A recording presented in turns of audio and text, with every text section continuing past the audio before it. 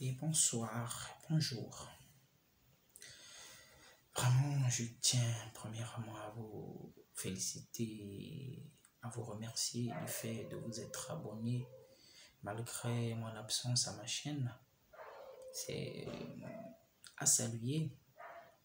Bon, l'absence est simplement due, ou elle était due à ce que je vous avais promis. Je devais un peu me plonger dans la réflexion, l'analyse, l'étude ainsi que la méditation de la bénédiction d'un fils de Dieu qui est bien entendu lié à la dîme. C'est ce qui a fait en sorte que je sois un peu absent. Après, je me suis dit, bon, cela n'empêche qu'on puisse parler d'un autre sujet pendant qu'on se prépare pour parler de la dite dîme, qui est une bénédiction d'un fils de Dieu. Donc, je suis revenu pour un peu parler d'un autre sujet. Et ce sujet qui me tient à cœur, j'aimerais d'abord faire une introduction avant de rentrer dans le vif du sujet. C'est le slogan, ou peut-être pas le slogan, la trafic, qui dit, bon, vous qui avez maintenant l'audace où tout le monde peut parler, comme vous avez eu pour cher YouTube, les réseaux sociaux en réalité. Il n'est pas question d'avoir l'audace. Moi, personnellement, j'ai fait du slam. Excusez, et dans mon slam, je parlais beaucoup dans le sens ras-le-bol.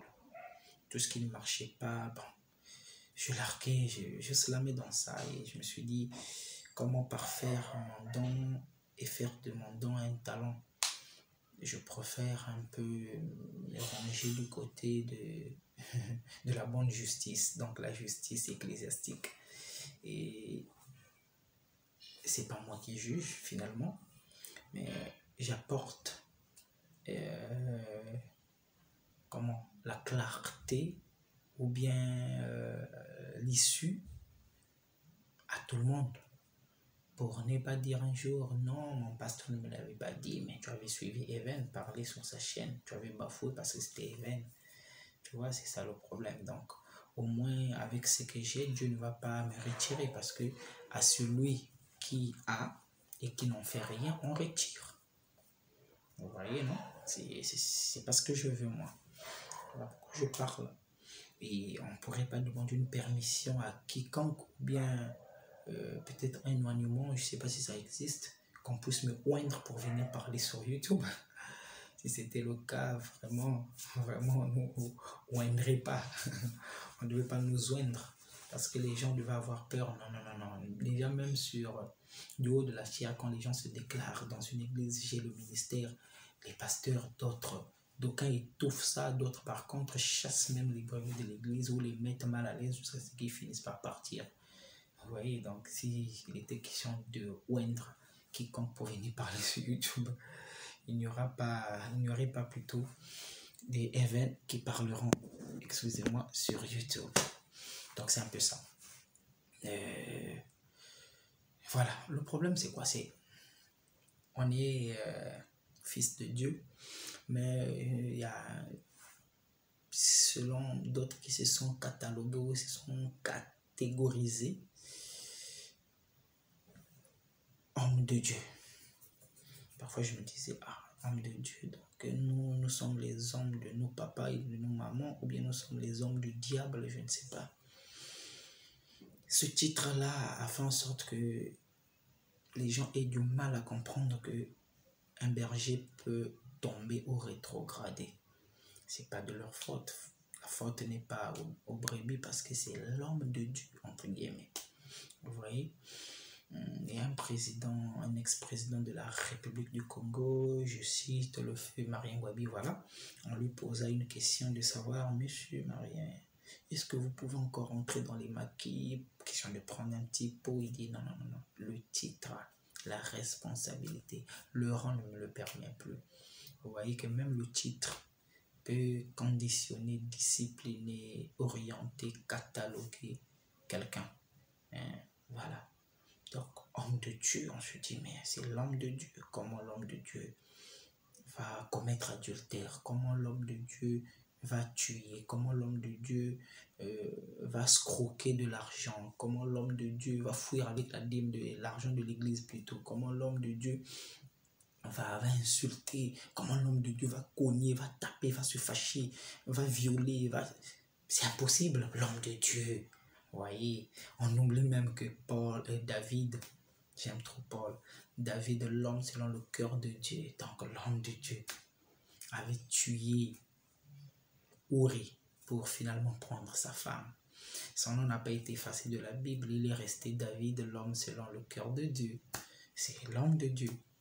Et Salomon, vous connaissez les dégâts.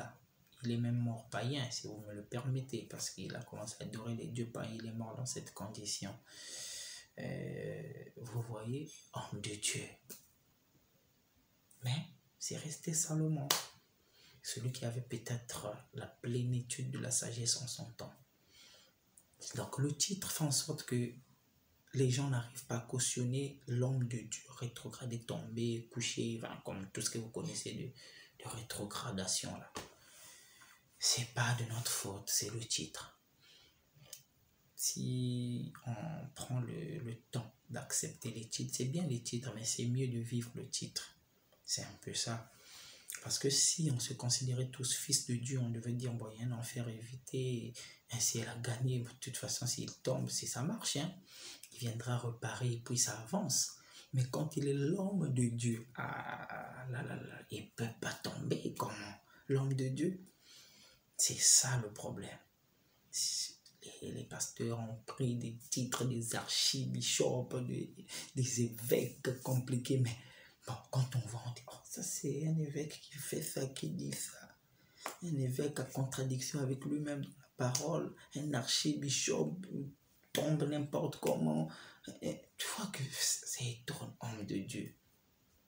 C'est là. Descendez pour vous, soyez fils de Dieu.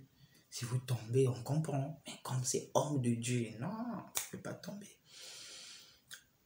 Je voulais citer un homme, mais bon, je mets de côté mon pasteur, hein, parce que sans épargner qu'il ne m'a pas encore déçu jusqu'à là, mais je n'aimerais pas le citer pour éviter peut-être d'être pris pour un fanatique.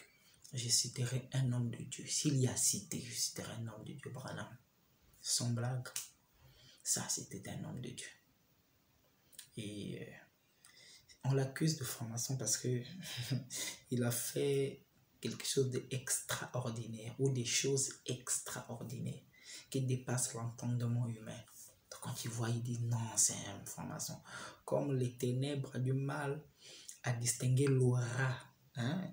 Il y a un feu là qui vient de Dieu et du diable. Quand il voit, il dit seulement c'est un maître. Vous voyez, non, c'est pour cela qu'on l'appelle. Sinon, les reproches, il a couché avec l'enfant de X ou bien il a commis adultère avec la femme de Y, il a bouffé l'argent de l'église, il a fait ceci, il a tué, il a sacrifié. Il n'y a pas, il n'y en a pas. C'est sûrement des choses comme ça. Oh non, Branham a dit ceci. Des choses qu'ils n'arrivent pas à comprendre, quoi. Ils disent que Branham a fauté. Des choses qu'ils comprennent, mais qui est un peu au-dessus de leur entendement. Branham est maçon, c'est tout. Sinon, il n'y a pas d'épreuve sociale. Ça, c'est un homme de Dieu. Ouais. Ah, il a vécu son temps en homme de Dieu. Donc, mes frères, mes sœurs, n'oublions pas que homme de Dieu, entre guillemets, c'est un humain. Il a la chair, pas la pierre. Donc, toi, tu viens, tu dis au pasteur, là où tu me vois là, la robe que j'ai sur moi là, c'est tout ce que j'ai. Tu t'attends quoi? Que le pasteur te dise shalom sœur. Ça serait peut-être un pasteur comme celui que, hein, entre guillemets, je m'évite de citer, va te chasser avec fougue. Hein? Mais si c'est un pasteur aussi qui est un peu léger, il va te dire sors sœur, tu sors aujourd'hui, demain, tu viens encore, sors après-demain, c'est fini. Il tombe avec toi, après tu auras publié, le pasteur est tombé. Mais c'est un humain. Outre d'abord homme de Dieu, entre guillemets, c'est un humain. Tu veux tenter le pasteur jusqu'à quand? Donc, vous voulez tenter la chair qui est faible. Est-ce que quand la Bible dit la chair est faible, il dit sauf la chair des hommes de Dieu? Toute personne qui porte une chair, de toute façon, vous connaissez, même Jésus a été tenté dans sa chair. Dieu a été tenté dans sa chair. Maintenant, qu'en est-il un pasteur qui peut-être se bat encore avec avoir le Saint-Esprit dans l'âme. Tu vois? Donc, on doit faire attention un peu. Nous-mêmes aussi, parfois, nous sommes des tentateurs. On vient tenter le pasteur. Quand le pasteur tombe, on crie à haute, le pasteur est tombé. C'est un homme, tu veux qu'il fasse quoi? C'est un homme de son père et de sa mère. Outre qu'on a pris l'habitude de dire homme de Dieu. Donc, moi, en fait, peut-être les gens me comprennent mal. Je n'ai pas un problème avec le ministère. Je n'en cherche pas. Et je n'ai pas un problème avec les hommes de Dieu. Mais j'ai besoin que les gens sachent que homme de Dieu, c'est un titre. Celui qui n'arrive pas à vivre son titre, c'est une mauvaise passerelle pour les enfants de Dieu. Ou bien pour nous, laïcs qui suivons les bergers. Pourquoi? Parce qu'il y a déjà un syndrome. Si vous me permettez, peut-être je vais appeler ça un syndrome de Stockholm. Le fait qu'il nous dirige, on a déjà une faiblesse, une admiration.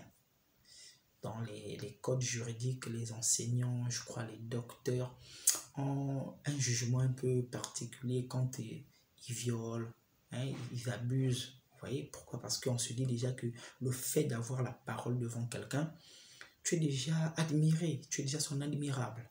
Finalement, quand tu lui dis quelque chose qui s'avère peut-être un peu désorientant, cette personne parfois va dire, bon, comme c'est lui qui me le dit, certainement c'est juste. Et il se laisse aller. Mais nous, étant que brebis, nous devons aussi avoir ce bon sens de réfléchir. Tu viens demander au pasteur, pasteur, donne-moi 100 000. Il te dit, je n'ai pas l'argent, tu te fâches. Oh, comment? C'est le pasteur. Il reçoit les dîmes, tu vois.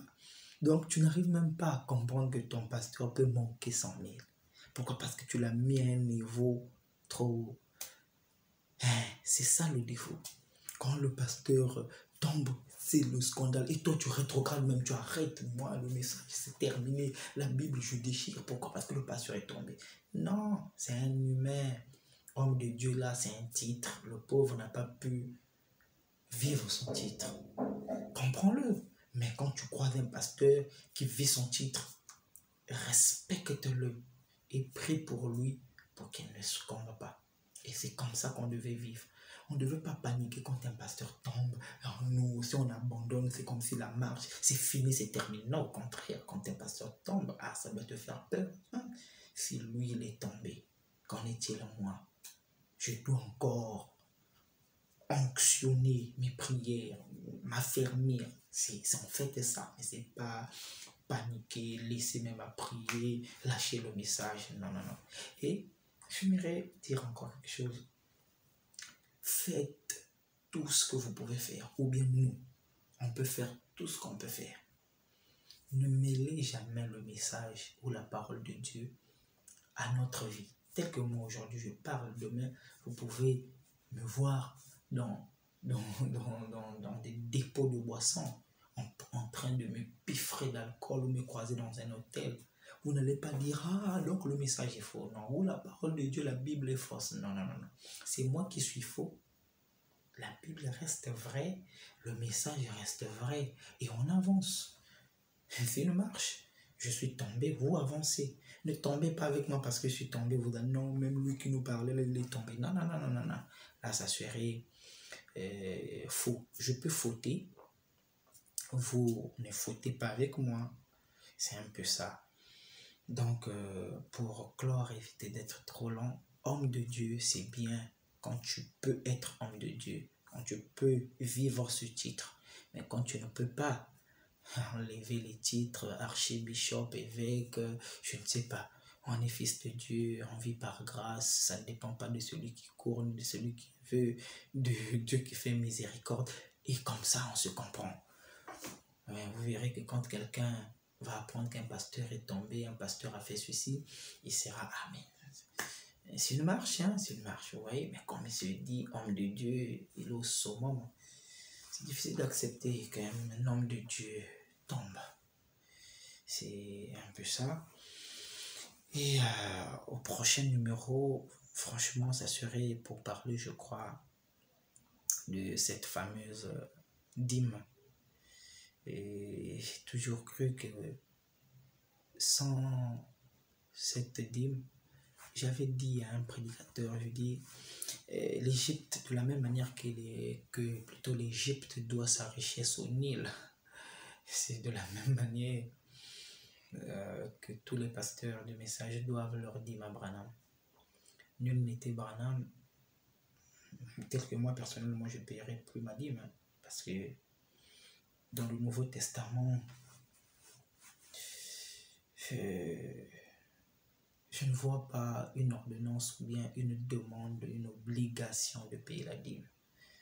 Et le pasteur a dit non, moi je bouffe la dîme par rapport à la Bible. Il dit, mais qu'est-ce que tu fais de la dîme de l'année? Finalement, bon, en passant. Donc, c'est dans ça qu'on était. Et le pasteur a dit la dîme de l'année. Je dis, mais la dîme de l'année, c'est la dîme que le propriétaire de la dîme, donc moi qui paye la dîme, qui devrait en consommer. Hein. Donc, vous voyez qu'il y a beaucoup des angles que parfois moi je comprends mal, mais qu'on m'éclaire, ça fait en sorte que je ralentisse un peu la vidéo. Je dis non, je patiente encore, peut-être je comprends mal. Tu peux faire bien des études, mais il y a quelque part où tu comprends mal, il faut t'arrêter. Et quand je cause avec les autres, ils n'arrivent pas à me convaincre, les autres semblent me convaincre. Après un moment, bon, ils se perdent encore, je dis ah donc là j'ai raison, j'avance. Quand je me serai rassuré que là c'est bon, ça y est, je viendrai vers vous, soit pour vous dire que j'avais tort, en réalité, payer la dîme, ça n'a rien à voir avec Branham, voilà, dans le Nouveau Testament, voilà. Si ce n'est pas le cas, je viendrai pour vous dire, mes soeurs, mes frères, c'est la même chose que je vous disais, on doit notre dîme à Branham. Et voilà. C'est un peu ça, et merci, bien de choses. À plus.